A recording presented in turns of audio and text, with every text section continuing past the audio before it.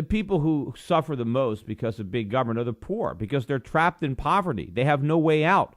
The wealthy are already wealthy, so they don't need capitalism as much as the poor do. The poor need capitalism as their ticket out, but the government takes that ticket away, and now they're trapped forever. I mean, if you raise taxes on somebody who's wealthy, what do? Okay, they alter their behavior. They don't work as hard. They don't invest as much. They don't try to grow their wealth for their kids anymore. They decide that they're just going to retire and enjoy what they already have. Why knock your brains out for the government to take it, and why put up with all the rules and regulations that are so frustrating? So who suffers when a rich person stops working?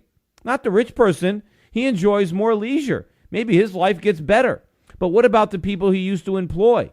What about the people that used to benefit from the services that he provided or the goods that he produced? That's who suffers. And so now the person who might have been lifted out of poverty because this rich guy was trying to get richer, now he's trapped in poverty because the rich guy isn't trying to get richer anymore. He's just trying to spend his money.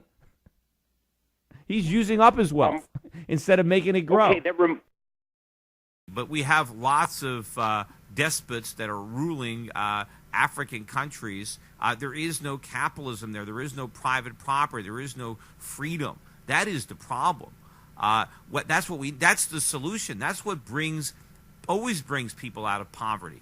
It's free market incentives. It's private property. It's worked everywhere, and it will work in Africa. And all you have to do is look at the African continent and look at countries that are relatively freer, like a South Africa, which isn't the ideal, but certainly the standard of living in South Africa dwarfs what's going on in the middle. And then look at Northern Africa, and so where you have less government and more freedom, you have more wealth and less poverty. Right. The reason people are poor nations is because they don't produce. It's not because their citizens don't have demand. It's because they don't have supply. And why don't they have supply? They don't have supply because they don't have free markets. They don't have capitalism. They have governments controlling the economy, so there is no supply. There is no entrepreneurship. There is no savings. There is no risk-taking. There is no capital formation. So there's no production, and that's why there's no demand.